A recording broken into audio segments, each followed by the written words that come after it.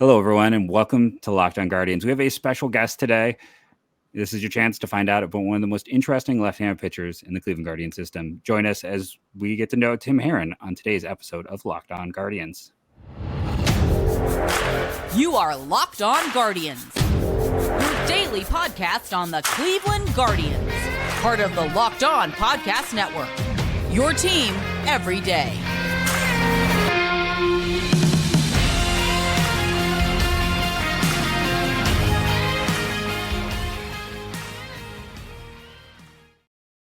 Hello, everyone, and welcome to Locked On Guardians. I'm one of your two co-hosts, Jeff Ellis.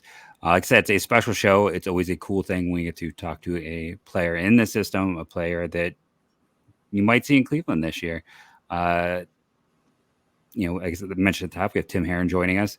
I want to thank you for making Locked On Guardians your first listen today and every day, wherever you get podcasts. And since we have a special guest, we're going to skip the intros and just first say thank you for joining us. It's a real honor to have you on the show. And Justin, why don't you lead off? I'm Justin Ladd, the other co-host. Tim, thanks for joining us. First of all, just congratulations on being named to the 40-man roster this past offseason. Just kind of take us through how you felt when you got that phone call and kind of your reaction in the moment.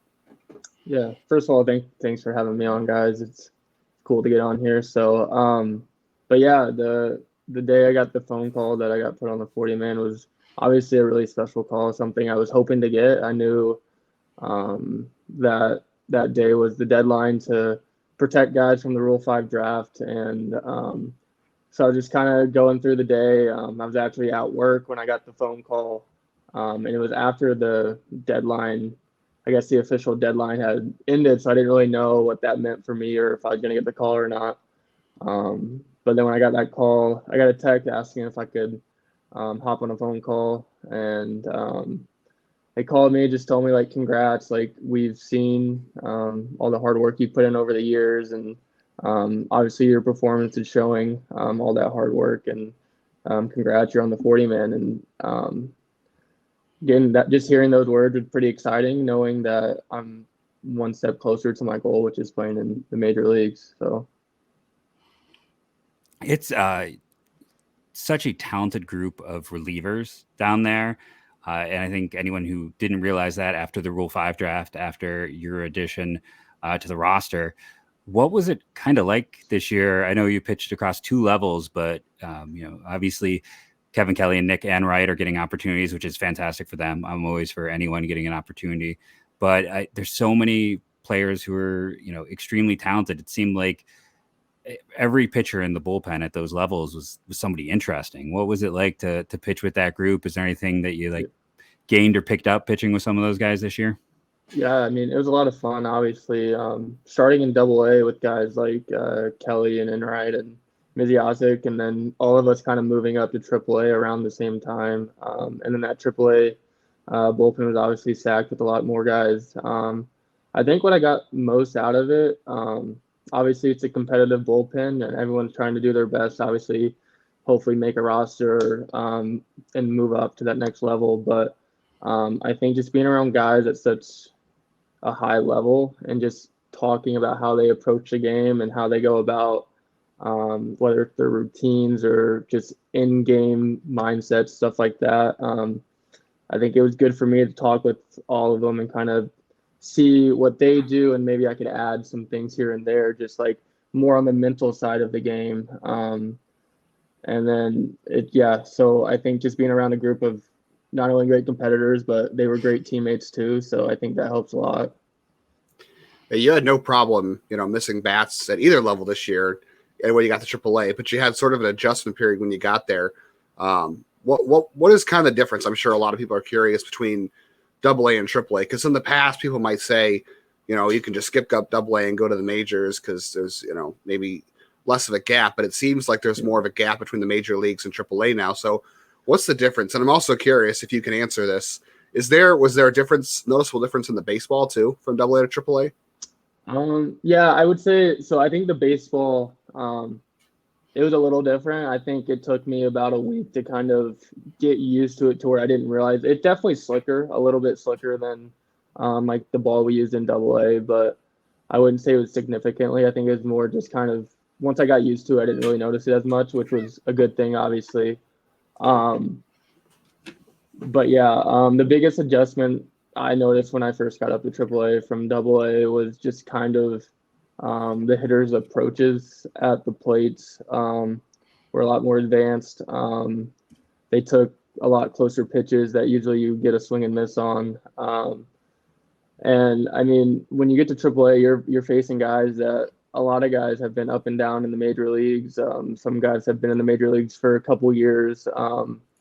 So really just, I think, adjusting my approach to how I'm pitching hitters and how I'm using my stuff was something I needed to get used to. Whereas in AA, I felt like I could get away a little bit more with just throwing whatever, because it was kind of, I felt it was good enough to get any batter out at any situation.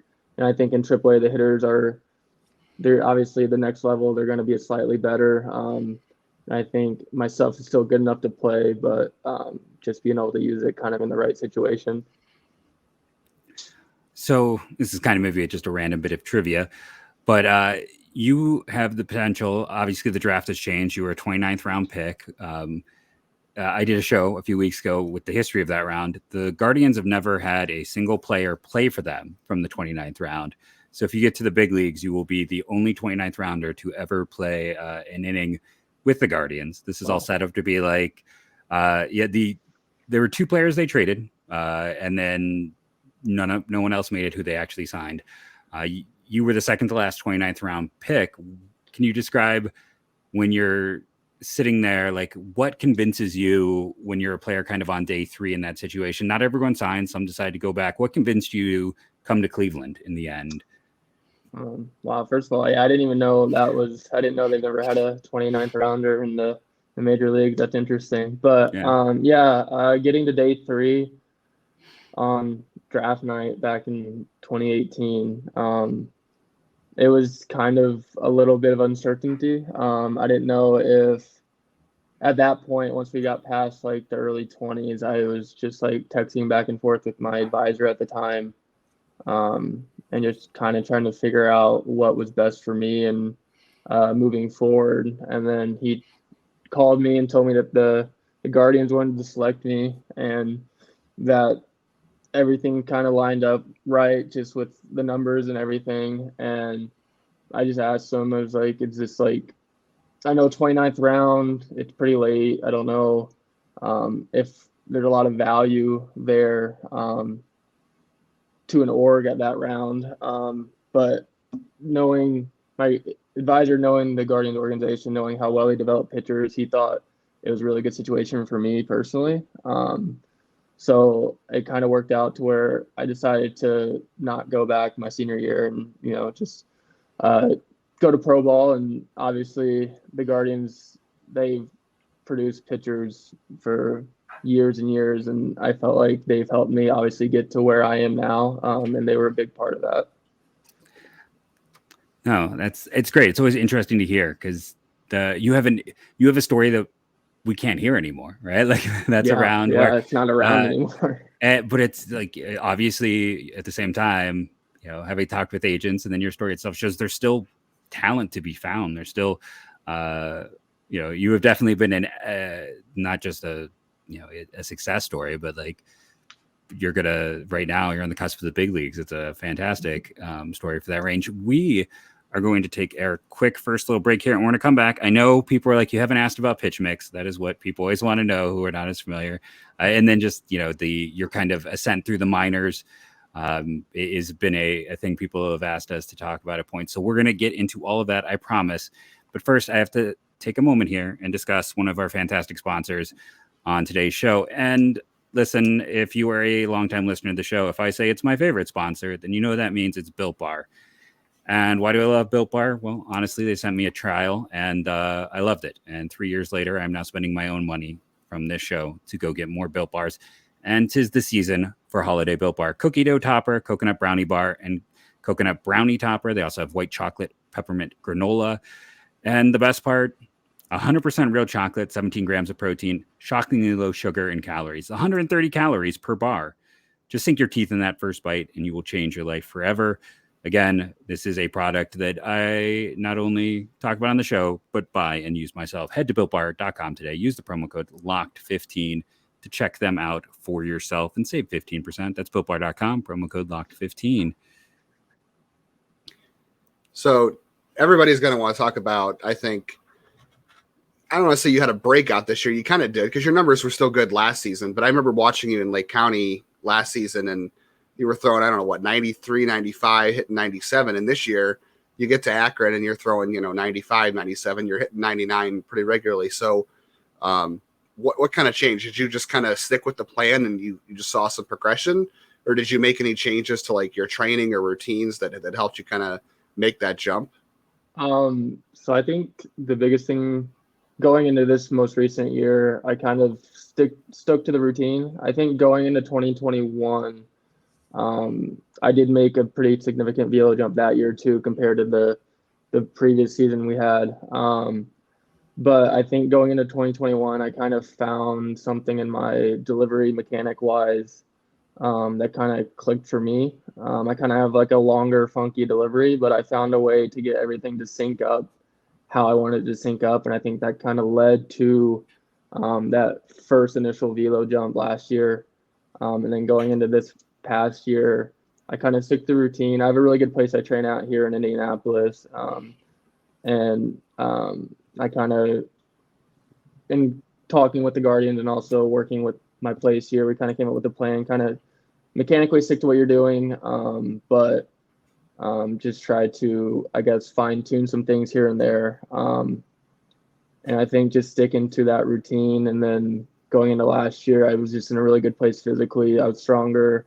I had a better feel for my delivery, and I think that's what led to this bigger jump this most recent season, and also holding that velo throughout the season.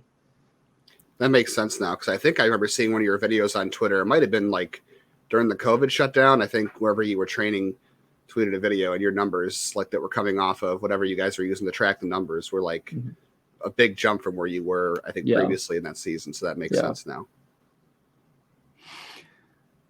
Like I said, one of those things it's probably boring for pitcher to discuss because it's straightforward, but for fans who haven't had a chance to see you, like, what would they see from you on the mound? What are you typically going out there and using, pitch mix wise? What are you throwing? Yeah. So I have a 4-seam fastball, a cutter, a slider, and a sinker. But I would say probably most of my pitches will either be cutter, fastball, or slider. This year the cutter was new going into 2021, so I didn't throw it a whole lot. And then going into this year, it kind of towards the middle to back into the season was almost my go-to pitch, probably 40% of the time. It became almost a setup pitch for me. Instead of the fastball setting up my off speed, it was almost the cutter was that in between fastball slider for me. So I felt like I would attack hitters with my cutter, and then depending on how they would react or swing, I could go slower with a slider with more depth, or a fastball at 97 up in the zone. The cutter I had a really good feel for it, just getting it in the zone, locating where I wanted it to be. And I think, I don't know if people really noticed it, but that was like almost 40% of the time I was probably throwing that. So, how have you liked the transition to the bullpen? Because obviously you were started in Indiana. What have you had to change mentally or with your pitch mix or anything? But how have you kind of liked that transition to life in the bullpen? I like it. In college, I did a little bit of both, so it wasn't completely new to me. Coming into pro ball, being a reliever, but I like it's almost like a rush when coming out of the bullpen, knowing you're either going to come in and you could come in for 2 outs, or you could come in for 2+ innings. It kind of just depends on the situation, what they need you for. But I kind of like that idea of coming into a game and kind of, I guess, holding a lead, or even kind of stopping a big inning for the other team. It's kind of a big momentum shift one way or the other. And it's very valuable for the team. And I just want to go out there and whatever situation I get put in, I'm going to do what I can to help us win a ball game. So I'm going to steal a question. Oh, I'm sorry. No, go ahead, Jeff. You're good. No. I'm going to steal a question that was actually one Justin had come up with. We were discussing before the show. You were a three sport athlete back in high school. Like I said, credit to Justin for knowing you were a quarterback and an all-state quarterback. What made you decide to focus on baseball in general as your sport? I don't think I decided that baseball was going to be my sport until I went into my senior year of high school. Most of high school, I was intending on playing college football. That was kind of my goal at first. I came from a football family. My dad played football in college. I have two brothers that play football in college right now. Just a big football family, but I've always had a love for baseball, and it wasn't that I loved football more than baseball. I just kind of always envisioned my future being in football. And then in high school, I hit a growth spurt. I was a left-handed pitcher. Obviously, that's a big deal for colleges trying to recruit people. I kind of just saw a bigger future in baseball. So I kind of made that transition to focusing on baseball my junior summer.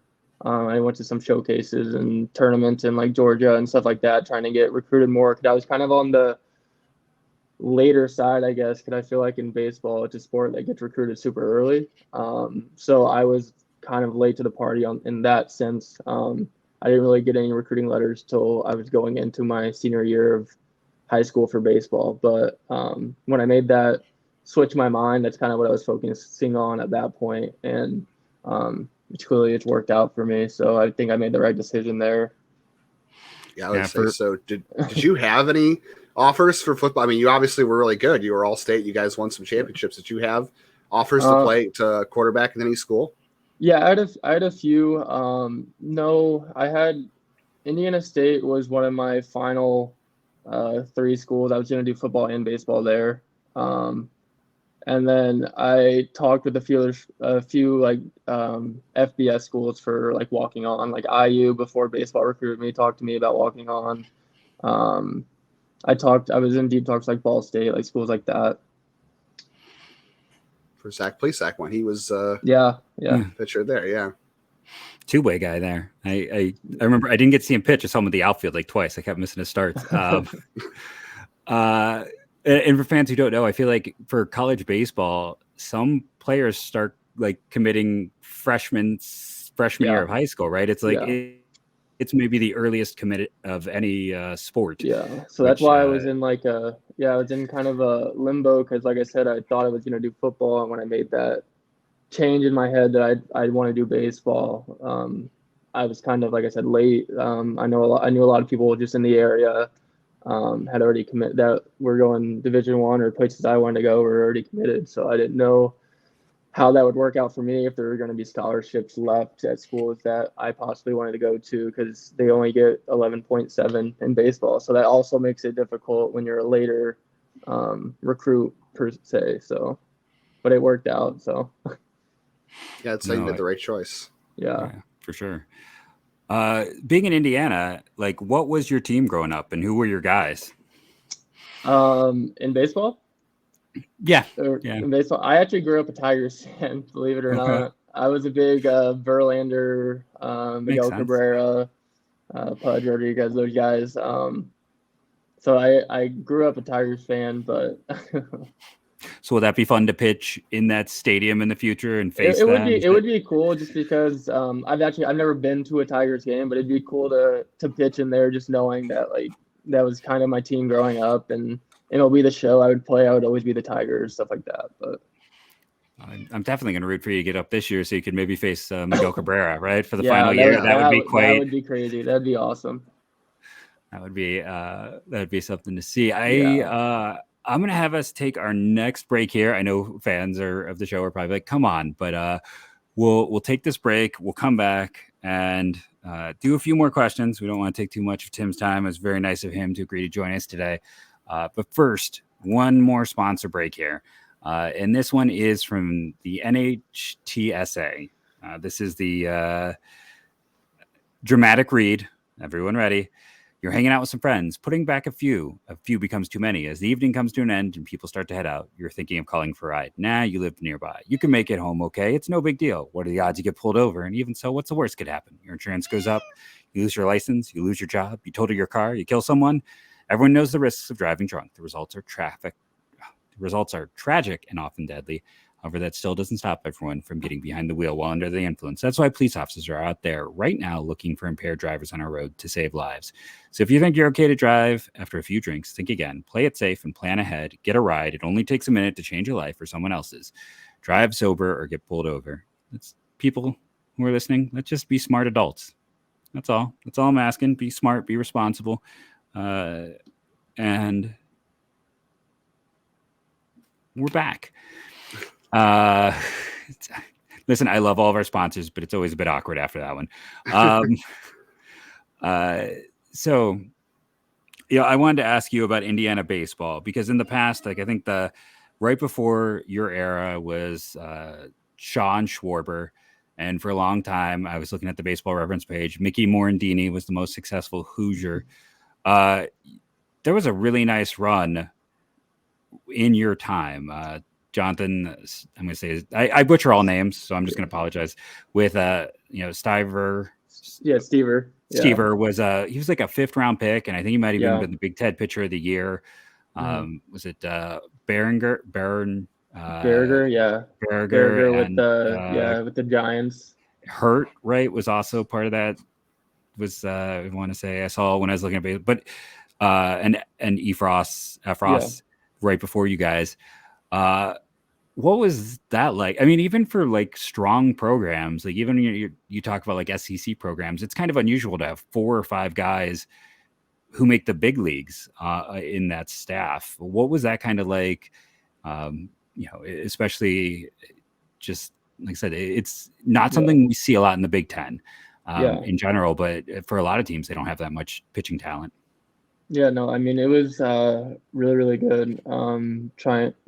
Going to Indiana when I got there my freshman year, our upperclassmen were really, really good. They were really established. A lot of the seniors were on the Omaha team, the only Indiana team that made it to Omaha in 2013, I believe. But they were good. Like Kyle Hart, you said, Caleb Berger, they were there. Both those guys made debuts. And then Stever, he was obviously he was our Friday guy. He was obviously really, really good. And seeing him debut, I think it was the COVID year, it was really just awesome to see. And like you said, it's kind of rare to be on one college program where you have 4 or 5 different guys that are in the big leagues at different parts in time, but on the same team in college. It's one thing if they were all there at different times, but to all be there at the same time is really cool. Yeah, it's just, like I said, it stands out as such an unusual thing. And again, I know a lot of our fans sometimes don't know the college game as well, but it's a rare thing. So it's just kind of interesting to look and see that. Yeah. Well, and then Cleveland went ahead and took Jack Leftwich and Tommy Mace in the draft, and they both pitched together last year. So we're good at finding college pitching. Yeah, I would say Cleveland must have really liked you too, because we always joke that Cleveland's got a profile of college pitching they like.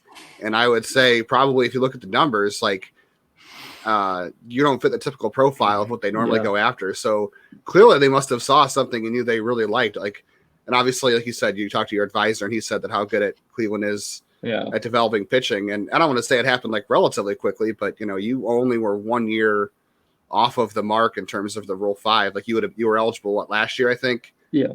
And then if you discount 2020 not being able to pitch that year, you made it onto the 40-man roster literally in the exact amount of time that you would have normally. That's pretty impressive. Yeah, no, it's crazy just how far, just looking back, like you said, I wasn't like a prototypical pitcher that we usually draft. But I'm happy they saw something in me, and I feel like I couldn't have gone to a better situation. I don't think I am where I am right now, or at least not as quickly.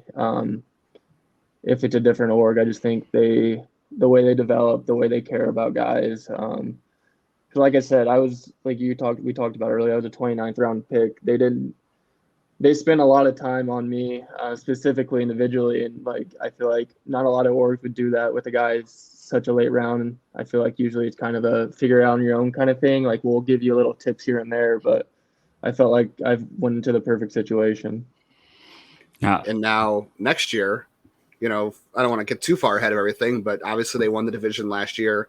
I'm sure you got the chance to watch plenty of the playoff games, and there should be, it's only December. We'll see what happens, but there should be an open bullpen spot, and they only got Sam Henches out there as the only lefty. So, I mean, looking ahead, by this time next year, you might be in a bullpen pitching for, in another playoff situation. Are you ready for that? Yeah, no, I'm embracing that. I'm excited about that opportunity because I think, like you said, we were in the playoffs this year. I got to watch that. It was cool to see some guys I even played with this year in Columbus that were playing in the playoffs, like Will Brennan. But yeah, I'm embracing it. I'm going into spring training with the mindset that I'm playing for a bullpen spot going into the season. So that's how I'm kind of approaching it. And yeah, I'm excited. I'm excited for that chance because I think there's a chance for it to be a very special year in Cleveland. Is it exciting as a player to sit back and see them add like a Josh Bell or a Mike Zunino, guys like that who could potentially elevate this lineup? Yeah, no, those signings I feel like were pretty big. And yeah, adding Josh Bell and Zunino, both some power guys in the lineup. Zunino was an all-star not that long ago, so it's pretty exciting to see them get added to the roster, and also knowing that you still have the Jose Ramirez's and all those other guys in the lineup as well. Something I'm excited to be a part of if I get that opportunity. A question I always like to ask is, in your time through the minors, are there any particular hitters that have stood out as difficult to face, or ones that you not necessarily like ones that maybe got to you, but just, even if it's someone on your own team or on another team that just for whatever reason were a little more difficult or stood out? Yeah. I would say a guy this year, I think I only faced him twice in Columbus, but he's a lefty for the Cubs, Matt Mervis, I think his name is. Just the way, it was hard. I felt like his approach to lefties was really, really good. But I think just throughout that whole week, I was really impressed about just how well he hit everybody and all his outs were hard hits. He was just a guy, obviously he's a pretty big prospect for the Cubs now, but he's a guy, he was tough to pitch to. I think he took me deep once, but yeah, he was really good. I was impressed by him. The lefty on lefty crime. That's terrible. Yeah. You mentioned Miguel Cabrera earlier about wanting to face him. Is that the guy when you make it to the majors? Let's say it's this year. Let's hope it's this year for all of us. But is that the guy you want to face the most? Is there somebody else you maybe you want to face him the least? Or is there any guy you could think of, or maybe it's the same person? I mean, I would love to face Miguel Cabrera. Obviously, I grew up, like I said, being a Tigers fan. He was one of my favorite players growing up. So that would obviously be great to pitch to him. I mean, there's so many great guys in the MLB that would be fun to compete against. The Mike Trouts, the Otanis, those guys, Aaron Judges of the world. Like, I would love to compete against anyone. There's nobody I'm really scared to face. When I'm up on the mound, you could put anybody in the box, and I'm gonna think I'm better than they are, and they're gonna have to show me that they can beat me. So. That's a good relief mentality. It is 100%. And it also makes me realize just how loaded the American League is. Cause I think like everyone was an American League. We were talking about like the most dangerous hitters in baseball. It's a fun, we don't want to take too much of your time. We really appreciate having you come on. I know our listeners and watchers on YouTube will enjoy this one because you're a name that came up. People have been really intrigued. The need for left-handed pitching feels like it's been in this organization since I was 8 and I'm in my 40s. So it's been a need. It's something that we really haven't seen a lefty with your velocity come up through the system and very long time. So I know everyone's looking forward to seeing you pitch this year. You're going to be someone people are going to be looking at Arizona at. And again, just thank you for coming on and joining us. We really appreciate that. Absolutely. I appreciate you guys having me on. It was a lot of fun, guys. Yeah, love to talk to you again soon in the future. And I said, we wish you well. Sorry, I'm being tongue tied here. We're going to let Tim go. We're going to quickly talk about the Owen Miller trade after this, just because I know fans are going to be asking. And again, we want to thank Tim for joining us. And hopefully we'll talk to you again in the future. Thanks again, guys. Appreciate it. Thanks, Tim. Thanks, Tim. Again, we want to thank Tim Herrin for joining us. He is that fastball slider combination is deadly. The question I was thinking to ask, I didn't ask, was like, did the cutter come after he joined? Just because I feel like the cutter is a pitch we're seeing appear more in the Guardians system. We are going to take our break here at the end of a show. We are going to, I'm going to apologize. It's exciting when you get to talk to, someone you've been scouting for a while. So, and it's also trying to set up the break, but we're going to take our break here on the audio. If you want to go join us on YouTube, we're going to do quick talk about Owen Miller, talk about that. But first, let's end the show. We always do. Again, another 100th thank you to Tim Herrin, and go Guardians, go.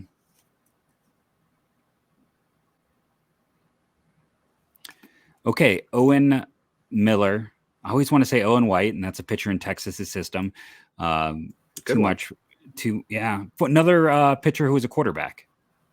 Yeah, Owen White was a really good quarterback. It's kind of interesting too, because Keith Law's long been this person that like quarterback pitchers like don't work out. Like I've seen him, and there's some data for that. It's not like him just pushing a weird random agenda, but we're starting to see it be more successful of late. So I'll be kind of curious to see how that goes. But yeah, Plesac was in high school. Mm-hmm. Yeah, trying to think. Percy Garner didn't make it, but he was. He was a quarterback when he was at Ball State. Yeah, he was a two-sport guy, I want to say. Yeah, mm-hmm. Percy Garner. If anybody who's a diehard minor league Cleveland fan will remember Percy Garner. You and I got to the big leagues. Yeah. Did he? Yeah, that's right. He did make the big leagues. You're right. Yeah, he made the big leagues. Yeah, and then he got up the yips, unfortunately. But yeah, good guy. Yeah, no, I mean nobody. Percy is one of those guys like him and Bryson Miles that like there was never a negative thing said about those people. I was trying to think some of the other ones that really stood out over the. Again, most of them are that case, but there are those who just really struck you at the top of the list. And Owen Miller seems like a really nice guy, but So it is kind of funny. Like yesterday on the show, I was talking about, maybe they move Miller and talked about Mark Matthias a whole bunch. And because of, him being moved and being kind of and what do? They trade Owen Miller. They trade him home to here in Milwaukee. Oh, yeah. And he is from about 15 minutes north of me. The Miller boys played very close by, Noah and Owen. So it's nice for him to return home. That is a team that could use his depth. And, he is going to help them in terms of some depth, some ability to play multiple positions. He gets to come home. I saw like two people belly aching about like, they had to like trade him away because of the 40-man roster. He was given 2 years to prove himself, and he showed himself to be a solid utility type. Unfortunately for him in Cleveland, there's a lot of those. Yeah, I mean, he might go to AAA. Like they have Mike Brassow and Abraham Toro and Keston here on the roster, so he might end up in AAA. It really was a numbers game. And we could definitely talk about that on another episode, just maybe even today, I guess. We might have time. Who knows? Mm-hmm. Just how they're handling the 40-man. They're lacking roster fodder, the famous words. Miller didn't have a spot. I mean, look, if Miller had the season they wanted him to have last year, they may not have gone out and signed Josh Bell because they might have just had Miller and Naylor and would have figured something else out. Like, there's a reason they were in on Brandon Drury. There's a reason they signed Josh Bell. It's because, and there is a reason that Gabriel Arias supplanted him in the playoffs, despite having very little major league experience. It just Owen Miller wasn't giving them what they needed. He did have chances. I don't know. I'm still going to say I would not be surprised if Owen Miller goes on to have a very solid career as a hitter, and probably better than he went 85 WRC plus this year. That's not great. If you're talking and when about you get rid of that first month and a half, it drops to like the 50s. Yeah, that's true. That's true. So I don't know. The track record in the minors is really good, though. I know we've talked about how hitting, it seems like it's harder to translate to the majors now than pitcher. It's harder to figure out. But I don't know. Remember this. Miller only played 2 and a quarter, not even 2. I would say he played one full season in the minors. That was 2019. 2018 was his first year in pro ball. 2019, he played a full season, was great at Double-A at 22, which is, about the average age of a Double-A player at that time. I think it's a little bit higher now because of COVID. But and then he went to Triple-A in Cleveland in 2021 after they got him from the Padres, and he only played 48 games there, and he set the world on fire there. Remember, there was a time every Cleveland fan won him up when he's hitting close to 400 in April. Yeah, he was hitting everything. Everyone's like, "Why is this guy on up? Why is this guy on up?" And it took an injury to Franmil Reyes to bring him up, and he never really showed anything. But the numbers in the minors have been good. And like I said, he really only played one full season in the minors. Yes, he's 26.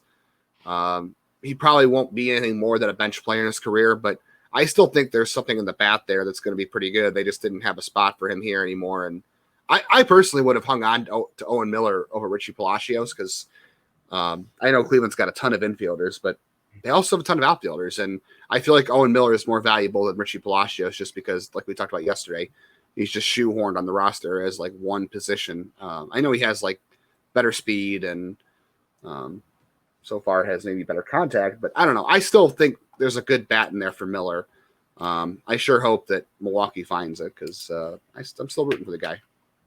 Counter argument, Francisco Mejia, and like every other hitter with this profile. Like I was never a huge buyer in. At first, I was excited when he was part of the trade. And then I kind of dove into the numbers, and he was I believe early third round pick. Yeah. He was a well thought of player. But it's the same kind of issue that the power he doesn't really have a second tool. Like everything is kind of 40 grade is the problem. He's like 40 grade everything. And then that's, you need the hit tool to be like closer to the minors where like in the minors was a 60 grade tool. But he doesn't walk. There's no power. He runs okay. He runs well. Let me change that. That's not fair. Honestly, his foot speed might be his best trait. That's why I think he's a utility guy. And this is again not to say like he's a bum. He's not a bum. He's a major league player. But I think he's a utility player. Well, I'm not saying he's going to go on to be like an all-star second baseman. I'm just saying. No. What he did in April in Cleveland probably is not who he is. No. I think what he did the rest of the season also is not what he is either. And look, defensive metrics, I know people didn't really like watching him play first base. For whatever reason, defensive metrics liked him, and I don't know how. Range. He's got good range. Yeah.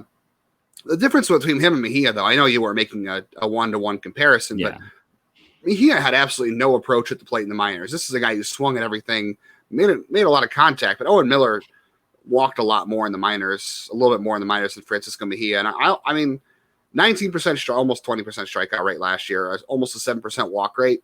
That's right in line with I think big league averages. Like Steamer, I know we've had our doubts about Steamer, has him as a 92 WRC plus next season. If that's a guy who can play, first base occasionally, second base, can maybe fill in at third. The one thing I really can say is as far as minor league splits, I know people are going back and saying, well, he didn't hit the lefties well this year. He only had 1 year in the minors where he hit lefties well. But there's just not a lot of minor league data. Like Owen Miller was not in the minors for a long time. Like he was, like I said, he had one full season. So that's why I'm still saying I think there might be something. It might just be a bench bat, but it could be a valuable bench bat. I think at the end of the day, we'll see. It's just not my favorite profile. Like it's the same reason I was lower on Freeman. It's like, and it's the same reason I was, it's like there's certain I need a little bit more because hit tools are so hard to judge and they're so hard to translate. That's the one thing. Like, if you're going to be a doubter on him, it's for that. Go ahead. No, I was going to say I cut you off for a change. I would say like even Tyler Freeman is more aggressive of a hitter than Owen Miller. Like I think those guys are just more aggressive hitters, and Miller has more what I think is a good approach at the plate. Like I don't think his approach is any bad. I do think he has issues with like I'm wondering if he has issues picking up spin, and maybe that's part of the problem here. And I don't know. But we both agree, he's a bench bat. He might be a useful one. But I will say it clears a spot for Mike Zunino, obviously, which is going to be announced soon.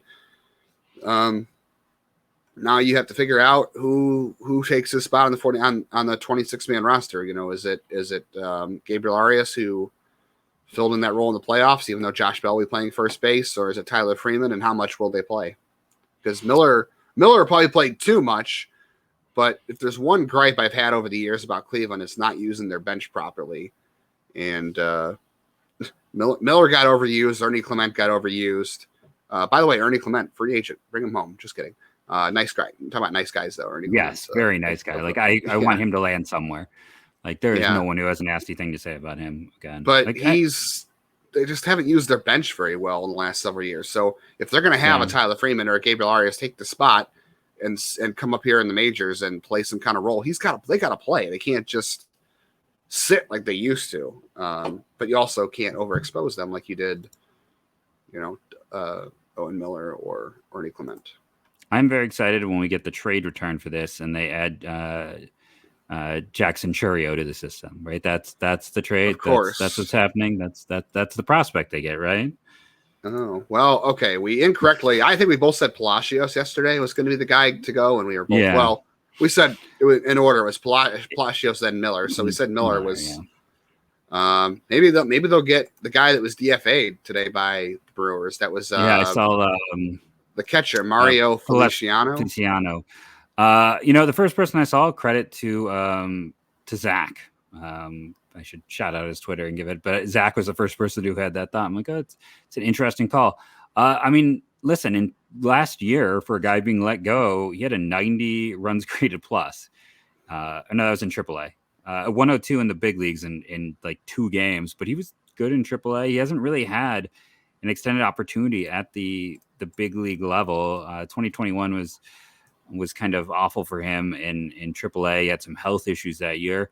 I wouldn't, but it's like, does he have to pass through waivers and needs a player to be named later and then it's cash? I don't know. It looks like the scouting reports all say that he is not going to stick behind the plate. So that's probably Feliciano. I'm just kind of like looking at their top prospect list. Oh, Robert Moore. There we go. That's sure. That'll definitely happen. I don't know. Freddie Zamora is a guy who that doesn't. I can't. He was the best shortstop defensively in his class. That's a name I knew. I don't think he's going to be able to return. I don't know. Here's my general feel. It's going to be cash. How about Tobias Myers? He seems really interesting. He's on the Brewers. They can bring in Tobias Myers. Three-team trade. So they get Miller. We send Myers to Tampa and get Junior Camarero. Junior Camarero. I think that's a good deal. I think we should call Tampa Bay and call that in. Yeah, let's just do a 3-teamer there. Before the show, we were talking about because earlier in the season we talked about this whole idea of this team never makes mistakes for the most part, why they can be so competitive with a lower payroll. The big one to us, we think we finally decided is Eric Haas. That's what they blew. If they blew anything massively in a big way, it's Eric Haas. Even if he was their third catcher situation, more of a DH first base type, how nice would he look on this team? Is Junior Camarero, I cannot say his name today. Is Junior maybe the number 2, or could he eventually be the number 1? I feel like every time he comes up when you and I are talking post shows, we put stuff together. There is just sadness in your voice, some longing for that. Tobias Myers is already gone, and he never even never. The last 2 trades, I don't know who they made the trade for. I forget who they gave Tampa Bay back in return. I don't think it was anybody good, but the pitcher they got, Chin Wei Hu. Was that Giante Turner, or was that a different? I think it was Giante Turner. So Giante Turner, he's still around, but he hasn't really turned anything. But Chi Wei Hu was a guy that everyone was excited about as a pitcher at Tampa Bay. And he was a guy who had one time been 96th ranked prospect in baseball too. He had a great changeup splitter. Yeah, everybody was excited about him. Gets to Columbus and just career went downhill, and that was it. And this, they did it again with Tobias Myers just now. And Peyton Battenfield, obviously, I think still has time to be. He didn't get taken in the Rule 5 draft, but I still think he'll be a major league pitcher at some point, so he can be excluded from that. But yeah, don't trade with Turner was drafted in 2018. He's still in A-ball. Yeah, so they didn't get burned too bad in the Chihuahua trade. He just didn't turn out. He just didn't turn out good. But yeah, 27th round draft pick there. So after having our 29th rounder with Tim Herrin on, Deontay Turner was a 27th. Yeah, well, it's the same thing too. Like you look at the Lukes for Geyer deal. They've kind of done a few of these where it was like lower ones where they haven't gotten burned, but it looks like this might be the time where it gets where they get burned on one of these deals. So it's not going to be Corbin Burns, huh? Is what you're saying? Maybe that's it. Yeah, it's going to be both Burns, Woodruff, and Churio for Owen Miller. That's the fair deal here. That's how good Owen Miller is you're going to get two aces and you're going to get the best prospect in baseball, maybe. Hey, they can get Andrew Monasterio back. But this is two trades in 2 years with the Brewers, so they at least have talked. We're talking the other day about why trades don't work out, and Cleveland and Oakland haven't had a good trade history outside of Wendell for Moss. This is 2 trades in 2 years with the Brewers. Last year was the J.C. Mejia for David Fry deal. So I pulled up John Sickles' scouting report on Chi Wee Hu. I love Sickles, so don't take this as anything. He was one of if I talk about who are my scouting fathers, it's Tony the Story for giving me a job. It's John Sickles and it's Jim Callis. Those are my triumvirate of people. Jim Callis was the top guy on Jose Ramirez way back when. Yes. He was he's going to go all Altuve on us, and look what happened. I mean, and here's the thing too, on my old show when I was at Scout, he came on. I should reach out to him. He would probably do the show. I bet great dude. He's always very generous with his time for others. A rare dude, but I bet we could maybe get Sickles too. Honestly, he doesn't do baseball anymore, but I just want to sit there and be like, you were one of the first people I read regularly. But at 25, Hugh features a low 90s fastball with a diverse array, a sinker, a palm ball, a changeup, a curve, a slider. Throw strikes, can start or relieve. He has little to prove in the minors and should get a shot as a long reliever spot starter in Cleveland. And again, this isn't to bury him because we all thought that. That was the universal view on that trade. But yeah, you don't seem. And we thought last year we had won with the Peyton Battenfield deal. We're like, oh man, look what he did. Again, he's a really good dude. Time. Hopefully he rebounds. It's not like they lost that deal. I don't want to make it, but a year ago at this time, we thought we got over on Tampa. No, I mean, hey, they don't have Jordan Luplow anymore. Who did they trade him for? They traded him. He's in Arizona, and I don't know if he's. I think Arizona might have even gotten rid of him. To be honest, I can't remember. Yeah, we're almost in it now, and we could save the 40-man roster discussion for another day, I suppose. I also want to talk about Brian Reynolds and some trades, but I don't think we have time for that today either. We're not going to have time tomorrow because tomorrow you're going to have.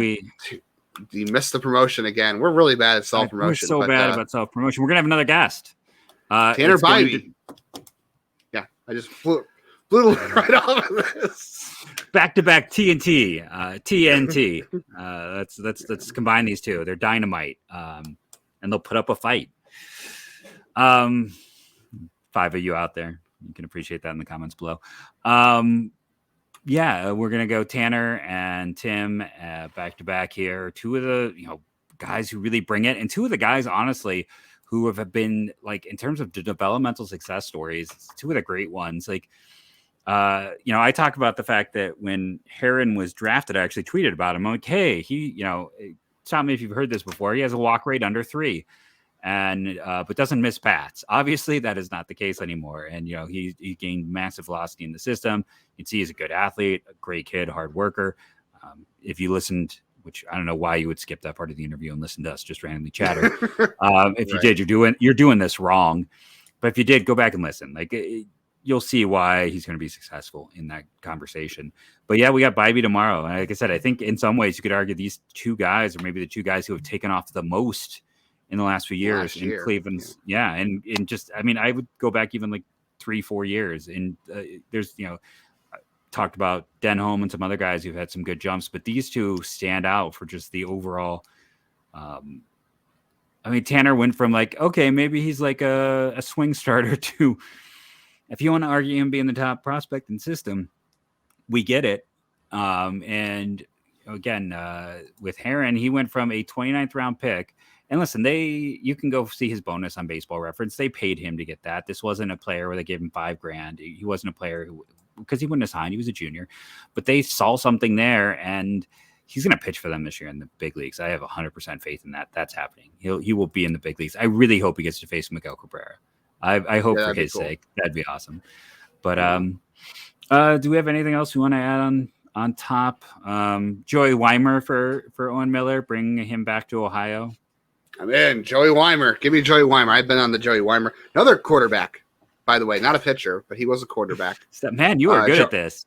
And again, Joey Weimer is that was all Justin. That question was I lost my paper in the interview. And if you like, oh shoot, like I was trying to, so I stole Justin's question because I knew he had like 17 more lined up. So but that was all Justin there. I want to give credit where it's due. Oh, we didn't have time for all the good ones. So, but yeah, and it was one I wanted to get in with him being the quarterback. I thought that was interesting. But Joey Weimer, I didn't know he was a quarterback as well. Apparently, you are up to date on the quarterbacks. I don't know. I guess it's just reading all the profiles and seeing. I don't know. Cleveland likes two-sport athletes. We know that. They Cleveland loves their. Yeah. The other thing I don't know. We'll talk about this. This is you'll appreciate this. Cleveland has a new. I don't know who he's replacing, but they hired some pitching coach in the organization, Michael Poole, who has worked at Driveline, but also comes from Lake Erie College. So Lake Erie College of the Pros has been a good coaching. There's been a couple guys who've been hired. I think there's a guy in the Brewers system who was the Lake Erie College head coach. So nice. If you want to work in Major League Baseball, Lake Erie College might have a pipeline for you. Isn't there like a Justin Poole who was left-handed pitcher in the 90s? I think a Jim Poole. Jim Poole, was that it? Yeah, I don't think it's any relation. Yeah, this guy is from Phoenix. I don't know.